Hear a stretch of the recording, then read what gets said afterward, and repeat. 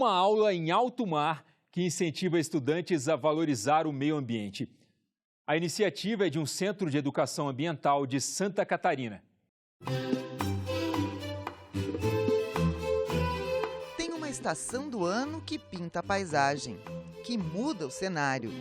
Setembro é o mês do encontro entre as cores e as pessoas. É nesse tempo que chega a primavera. Pensando nessa relação homem-natureza e nas atitudes que devemos tomar hoje, o deputado Neudi Sareta, do PT, é o autor da lei que institui a campanha Setembro Verde, uma parceria entre o Estado e a população catarinense para promover a conscientização por um comportamento ecologicamente sustentável e responsável. A lei do Setembro Verde pretende despertar nas pessoas o respeito ao meio ambiente, à saúde humana e animal. O projeto Barco Escola é um bom exemplo disso. Desde 2005, o Centro Municipal de Educação Ambiental Escola do Mar de São José, na Grande Florianópolis, mantém uma tradição. Uma sala de aula flutuante que orienta crianças e adolescentes sobre a preservação e a conservação da terra onde vivem. Trabalhar educação ambiental de forma consciente, que essas crianças venham para cá e tenham uma consciência crítica do que é educação ambiental, tanto da parte da preservação quanto da conservação do meio. A aula começa quando o barco entra em movimento. O cenário é indescritível.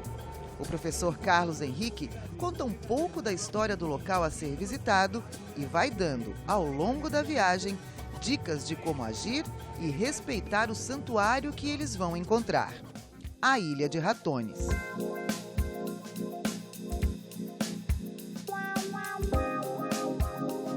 25 alunos do 9º ano do Centro de Educação Municipal Santa Terezinha têm a oportunidade de ver de perto o que os livros apresentam na sala de aula. O cheiro do mar, o barulho da embarcação, o visual, que é muito grande, e o laboratório, porque isso aqui é vasto, você consegue trabalhar com a história, com o processo de ocupação, com problemas ambientais, que é o foco da nossa escola. O Barco Escola recebe, em média, 1.000 alunos por mês. Pioneiro no estado, tem como principal meta estabelecer vínculos entre a teoria, o estudante e a vida real. A aula, que dura em média 40 minutos a bordo, continua na ilha. É possível usufruir sem destruir.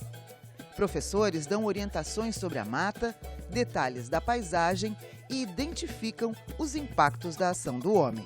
Assim como a gente tem aula teórica, a gente vem ver na aula prática. Então meio que a gente já abre os nossos olhares de outros modos.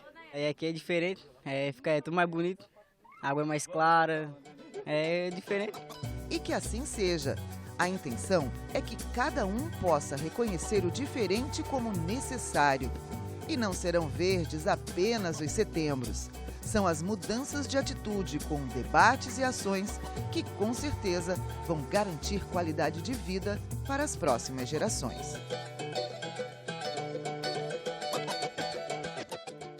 A cidade de Codó, no Maranhão, tem sua história contada numa antiga estação de trem.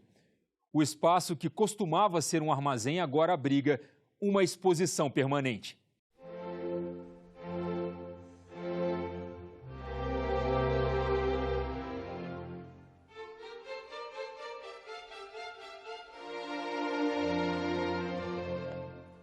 A antiga estação ferroviária de Codó foi restaurada pelo IPHAN e Ministério da Cultura com o objetivo de preservar a memória e atender a região dos cocais maranhenses com a implantação da sede do Instituto Histórico e Geográfico de Codó.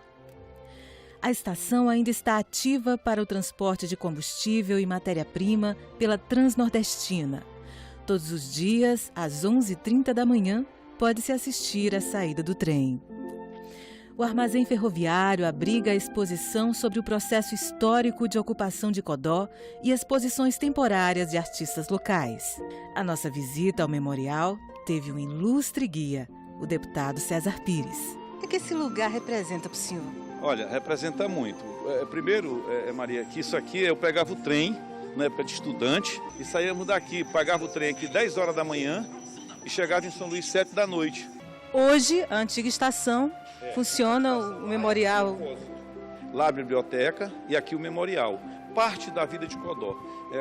Foi pouca coisa que ainda restou, mas o pouco que restou está aqui. E o que compõe o acervo histórico hoje? Essa barquinha que você está vendo aqui, aqui o rio Itapecuru é o chamado navio gaiola, confeccionado por José de Ribamar. Mas esse navio gaiola, uma réplica, chegava no Itapecuru. Só para você ter uma ideia, no Itapecuru chegou aqui Afonso Pena, fazendo campanha. As máquinas da manufatureira também, que você já viu lá também, que ali tem uma maquete dela, da fábrica inicial. É um polo industrial dessa data também? Dessa data também. Ela veio pelo rio. Naquela época, a trafegabilidade do Itapecuru era gigantesca, né? Aqui, Maria, você vai ver, ó, a fábrica. Famosa Maria Fumaça, como é que ela trafegava. Essa é a vapor. Era vapor, essa aqui era aqui, ó. Era vapor. Você lembra a lenha aqui? E foi antes da Revolução Industrial. Perfeitamente. Aqui foi a primeira fábrica que chegou aqui, a primeira manufatureira, veio para cá, né, veio pelo rio, todas as peças, tudo, produzia naquela época Codó, era um dos maiores produtores de algodão do Nordeste. Pós-café com leite. Perfeitamente, pós-café com leite. E aqui a fábrica produzia isso, né, que era um tecido chamado tecido inglês, que eles faziam. Olha a data, 1892, né? Se nós colocarmos aqui, nós vamos ver, ó, 1892, e era desse jeito mais que você vê os escombros, apenas hoje ali, jogado, nunca foi recuperado, né? Mas aqui guarda secular. A história secular do desenvolvimento de Codó, passou por aqui, né? E aqui a balança que pesava o algodão. Aqui dá uma mistura entre a balança e a corrente que era presa nos escravos, para dificultar eles fugirem, né? Aqui Codó foi praticamente povoado, teve muitas situações em relação a isso. Quando o senhor vem aqui, faz essa visita, o senhor volta no tempo? Tempo, muito. Olha um trole. Um trole, tá vendo aí, ó? Tá vendo aquele trolezinho? Aquele o caçoeiro vai remando, como se vai aqui. Aí quando o trem vinha, o cara tirava o trole, o trem passava, ele botava de novo. Entendeu? E aqui que eu fazia linha, aquele negócio de coisa, botava uma tampinha, batia a tampinha, o trem passava, ficava amoladinho para brincar daqueles. Era essa coisa aqui tudinho. Essa é uma história de carro rolimão, essas coisas tudo, que a vida não faz voltar mais, né? Não tem mais nem como a gente contar isso. Em épocas que não havia internet, né? Não tinha. Agora era isso que era a riqueza nossa. A estação e o armazém de Codó são partes integrantes da extinta Rede Ferroviária Federal Sociedade Anônima, que durante 50 anos operou as ferrovias existentes em todo o território brasileiro. Com a extinção da ferrovia, a propriedade dos bens móveis e imóveis operacionais foi transferida para o DENIT, cabendo ao IFAM receber e administrar os de valor artístico, histórico e cultural e zelar pela sua guarda e manutenção.